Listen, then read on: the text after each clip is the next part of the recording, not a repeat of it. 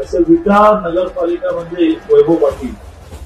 एकदा खाल तर परत परत याल, चवीचं खाणार त्याला आम्ही देणार. ओम श्री गुरुमाऊली मसाले. मटणाचा तांबडा पांढरा रस्सा असो की शाकाहारी रस्सा, चटणी फक्त ओम श्री गुरुमाऊलीची. आमच्याकडे शुद्ध तेलात बनवलेली चटणी मिळेल, विविध प्रकारच्या शेवया मिळतील, विविध प्रकारच्या रश्श्यांसाठी लागणारे वाटण मिळेल. आम्ही अत्याधुनिक मशिनरीवर शुद्ध तेलात चटणी बनवतो.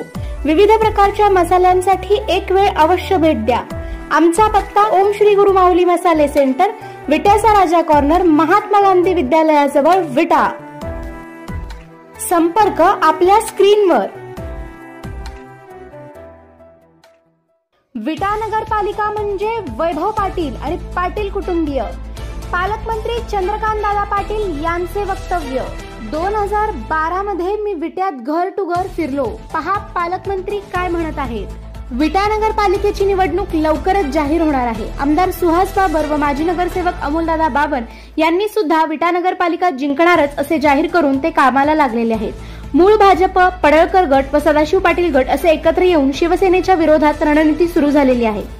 याबाबत अनेक तर्कवितर्क आणि शंका व्यक्त होत असतानाच पालकमंत्री चंद्रकांत दादा पाटील यांच्या वक्तव्याला महत्त्व प्राप्त झालेले आहे. पहा चंद्रकांत दादा काय म्हणत आहेत. याचं राजकारण म्हणजे खानापूर, आटपाडी, धुळूर विधानसभेचं राजकारण त्या घरातून चालतं, पण विटा नगरपालिकेचं राजकारण तर खरंच घरात होतं. मला आठवतं की 12ला मी गल्ल्या गल्ल्यात खेळलो आणि मला असं वाटलं की आता आपल्याला विट्यामध्ये 17 पैकी 15 जागा मिळणार, 0 मिळाला आणि सगळे वैभव पाटील झाला. असं विटा नगरपालिका म्हणजे वैभव पाटील असे तिथले आमदार सदाशिव भाऊ वैभव पाटील